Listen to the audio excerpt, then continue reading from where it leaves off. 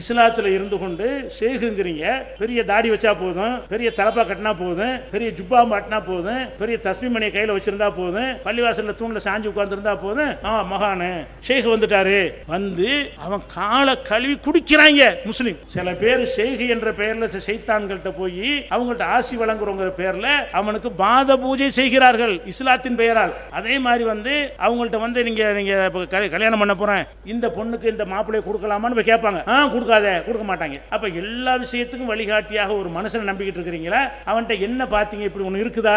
இவங்க என்ன செய்யறாங்க, பிற மத மக்கள் எப்படி சாமியார்கள்ல விழுகிறாங்களோ அவங்களோட நம்பிக்கை, அதை நம்ம விமர்சிக்கல. இப்ப நீங்க விழுகிறீங்க, உங்க மார்க்கத்தில் இருக்க அந்த இஸ்லாமிய கொள்கை ஏற்றுக்கொண்டிருந்தால் இப்படி இருக்குதா? முகமது நபி அவர்கள் காட்டிய வழியில இந்த மாதிரி காலில் விழணும்னு சொல்லி தந்தாங்களா? வேணான்னு சொல்லி தந்தாங்களா? வேணான்னு சொல்லி தந்தாங்க. அப்ப எந்த ஒரு மனிதனும் எந்த ஒரு மனிதன் காலில் விழுவதற்கு தடை செஞ்ச மார்க்கத்தில் இருந்து கொண்டு முஸ்லீம்களிடையே ஷேகு, முரீது, பையத்து இப்படிங்கிற ஒரு கூட்டம் கிளம்பி அவனுக்கு பின்னாடி எல்லாம் ஓடிக்கிட்டு இருக்கிறீங்க. பிற மதத்தை காப்பி அடித்துக் கொண்டு மத குருமார்களுக்கு காலில் விழுகிறீங்களா இல்லையா? இது என்னது? இதான சமரசம்? அப்ப சமரசம் இல்லாமல் இருக்க வேண்டும் என்று ஒரு கொள்கையை அல்லாஹ் நமக்கு தந்திருக்கிறான். அதுல வளையவே செய்யாதீங்க. அல்லாஹ் என்ன செய்யறான், நீ வளைந்து கொடுத்தால் அவர்களும் வளைந்து கொடுக்க தயாராக இருக்கிறார்கள். பலா துதியில் முகதிபீன், அந்த பொய்யர்களுக்கு நீ பணியாதே.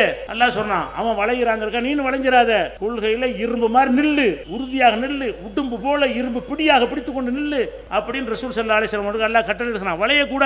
வளையக்கூடாது என்று சொன்ன மார்க்கத்தில் இருந்து கொண்டு எங்க எல்லாம் வளையறீங்க? எல்லாத்திலையும் வாழ்க்கை முழுதும் வளையறீங்க. எல்லாத்திலையும் வளைஞ்சிருச்சு. அவ்வளவு விஷயம் நம்மகிட்ட நடக்கிற அம்புட்டு விஷயங்களுமே காப்பீடிக்கப்பட்டதாக, அட்ஜஸ்ட்மெண்ட் செய்து பிறரிடமிருந்து பெற்றுக்கொள்ளப்பட்டதாகத்தான் இருக்கிறது. இப்படியான விஷயங்களை எல்லாம் ஒழிக்க வேண்டும் என்பதற்கு தான் இந்த மார்க்கம் சமரசம் செய்யாமல் இருக்க வேண்டும். இந்த மார்க்கம் உங்களுக்கு என்ன சொல்லி தருகிறது? எந்த வகையிலையும் சமரசம் செஞ்சிடாது. சமரசம் செய்யறன்னு அர்த்தம் அடுத்தவனை பார்த்து காப்பி அடிச்சிடாது. நீ உனக்குன்னு ஒரு வழி இருக்கிறது, அந்த வழி அல்லாஹ்விடமிருந்து வந்த வழி. உனக்கு தரப்பட்டிருக்கிற வழி யாருடைய வழி?